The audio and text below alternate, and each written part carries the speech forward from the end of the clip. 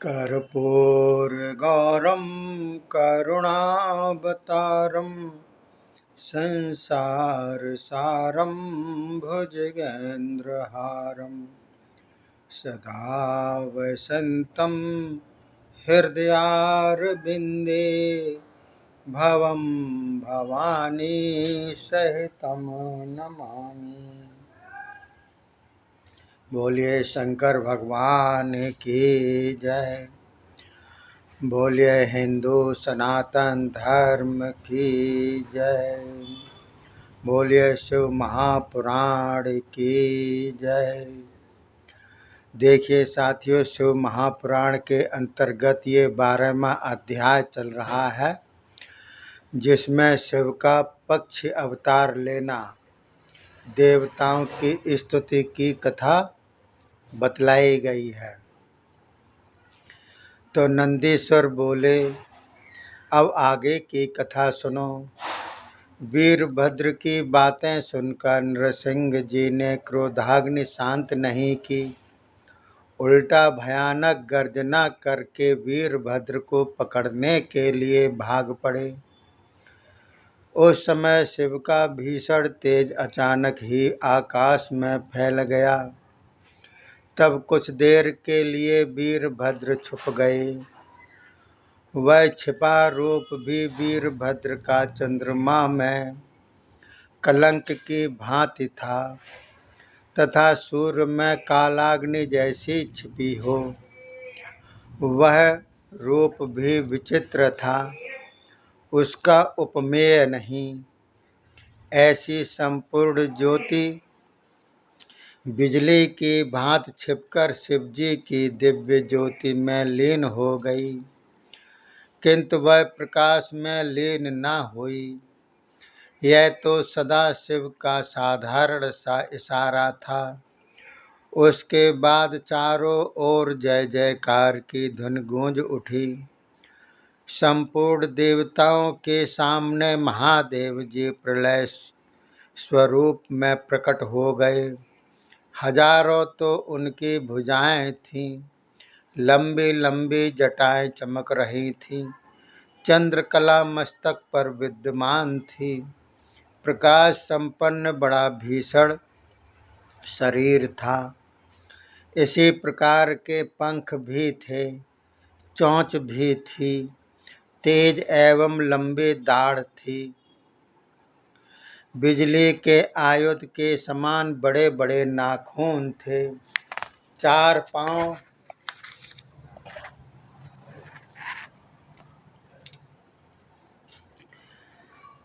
पांव थे। कंठ नीला था। बड़ा भयानक मुख था। प्रलय काल की अग्नि के समान उससे शब्द निकल रहे थे। क्रोध की अग्नि की चिंगारियां छोड़ते हुए 3 नेत्रधारी थे। दिखाई देने वाले दाढ़ तथा होठों से तीनों लोकों को कपाती भयानक गर्जना अत्यंत वेग के साथ शंकर नृसिंह जी के सामने आकर उपस्थित हो गए। उनके आते ही जैसे सूर्य के सामने जुगनू का प्रकाश विलीन हो जाता है, उसी प्रकार नृसिंह जी का तेज तथा पौरुष सभी कुछ विलीन हो गया। फिर भी शंकर ने अपनी लंबी पूंछ से, पांव तथा हाथों से नृसिंह जी के हाथों को जकड़ लिया। फिर घुमाते घुमाते अपने पैरों से नृसिंह जी की नाभि तथा पैरों को फाड़ते एवं हाथों द्वारा हृदय को बींधते बींधते सभी देवताओं के सामने नृसिंह रूपधारी विष्णु को सांपों को पकड़ने वाले गरुड़ की भांति निर्भय होकर पकड़ लिया। उसके बाद शंकर ने नृसिंह को उछाला, पकड़ा, गिराया, अपने पंखों द्वारा प्रहार करते करते व्याकुल कर दिया। तब अतीव व्याकुल नृसिंह शिव के बैल में घुस गए। उसके बाद ब्रह्मा आदि देवता जय नमः आदि बोल बोल कर प्रणाम करने लगे। स्तुतियाँ करते हुए शंकर जी के पीछे पीछे चलने लगे। और विष्णु जी जब शंकर जी के इस प्रकार हाथ आ गए तब अपनी परवशता जानकर हाथ जोड़े शिवजी के 800 नामों द्वारा स्तुत करने लगे। फिर प्रार्थना करते हुए बोले, शंभो, जब जब भी मैं अभिमान में आकर विवेक शून्य हो जाऊं, तभी आप ही मेरी बुद्धि को शुद्ध कर कृतार्थ किया करें। नंदीश्वर बोले। इस प्रकार हार कर विष्णु जी ने जब शंकर की प्रेम पूर्वक स्तुति की, तब शंभु के श्रेष्ठ गण वीरभद्र जी के ने केवल मुख मोड़ कर नृसिंह जी का समूचा शरीर अपने शरीर में प्रविष्ट करा लिया। उस समय ब्रह्मा आदि सब देवताओं ने सारे रूपों में विराजमान सबके कल्याण करता भगवान शंभु स्तुति करने लगे। शंभो शंभो। ब्रह्मा विष्णु आदि देवता ऋषि मुनि दैत्य दानव आदि सबको आप ही पैदा करते हो। सबका पालन संहार भी आप ही करते हो। यह चराचर जगत सभी आपके अधीन है। सबको हरण करने के कारण आप हर हो। श्री विष्णु के पकड़ने के कारण आप हर हो। अपने शरीर के 8 भाग करके सारे जगत के कार्य करता हो। इसी कारण हमारे मन इच्छित कार्य पूर्ण करते हुए रक्षा करो। नंदीश्वर बोले। देवताओं की स्तुति सुनकर शंकर बोले, देवताओं, जिस प्रकार दूध में दूध, घृत में घृत एवं पानी में पानी सदा एक रूप होता है, वैसे ही यह नृसिंह भी तो मेरा रूप है, किंतु इस समय अभिमान में आकर जगत के विनाश के लिए तुल गए थे। इसी कारण मैंने अपने रूप में इनको लीन कर लिया। विष्णु तो मेरे श्रेष्ठ भक्त हैं। मेरे भक्तजन भी इनकी प्रार्थना एवं नमस्कार करते हैं। उन्हें भी यह वर देने में समर्थ हैं। नंदीश्वर बोले। इस प्रकार कहकर सदाशिव पक्षी रूप में सबके सामने अंतर्ध्यान हो गए। उसके बाद वीरभद्र नृसिंह चर्म को लेकर सुमेरु गिरि पर्वत पर पहुँचे। यही चर्म भगवान शंकर ने धारण किया और नृसिंह सिर को तो मुंडमाला का सुमेर बनाया। उसके बाद शंकर जी की स्तुति करते करते देवता अपने अपने लोकों में पधारे। तो देखिए साथियों, शंकर जी के ऊपर जो भी छाल है सिंह की, वह नृसिंह भगवान की छाल है, किसी साधारण सिंह की खाल नहीं है।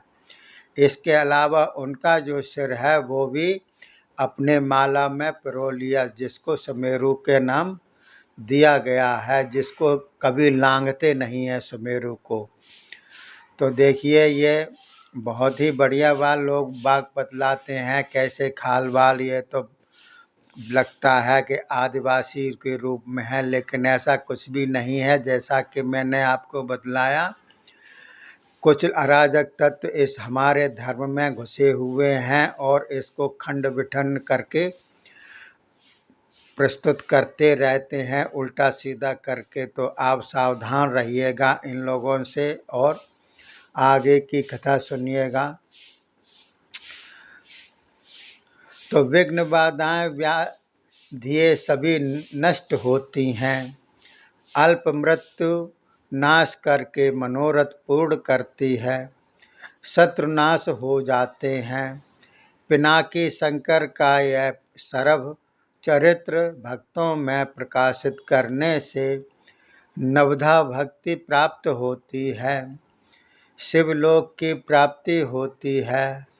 चोर, व्याघ्र, मानव, दानव, राज्य, भूकंप, वर्षा, अनावृष्टि, उल्कापात, तूफान आदि सभी उपद्रवों का भय निवृत्त हो जाता है। बोलिए शंकर भगवान की जय।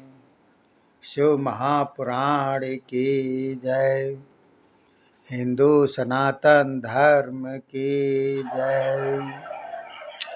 देखिए साथियों, हम लोग जो मनुष्य योनि में हैं, मनुष्य का पहला धर्म होता है पवित्र रहना, और पवित्रता के साथ साथ सभी का जो है शरीर से, मन से और वचन से, तन मन धन से, यानी कि पवित्र होना, साफ सुथरे रहना, ये परम कर्तव्य हम लोगों का है। ख़ास तौर से हिंदुओं का जो कर्मकांडी हैं, पूजा पाठी हैं, जो आस्तिक हैं, भगवान पर जिसको विश्वास है, उनको ख़ास तौर से पवित्र रहना चाहिए और शांत रहना चाहिए। लेकिन कुछ अराजक तत्व ऐसे होते हैं जो कि हम लोगों में विघ्न डालते रहते हैं और अपवित्र करने की पूरी कोशिश करते हैं। तो उनके लिए यही मैं कहूँगा कि जितने भी दुकानदार हैं और जितने भी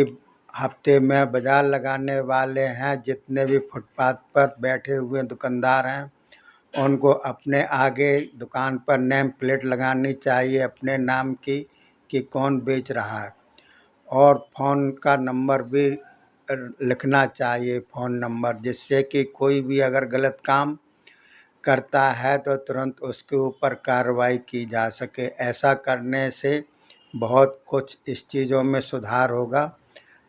इसके अलावा देखिएगा 13वां अध्याय चलेगा, जिसमें शंकर से विश्व वानर पुत्र प्राप्ति का वर पाते हैं। ये 13वां अध्याय में बतलाया गया है।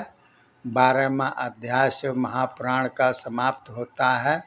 तब तक के लिए धन्यवाद। जय हिंद, जय भारत।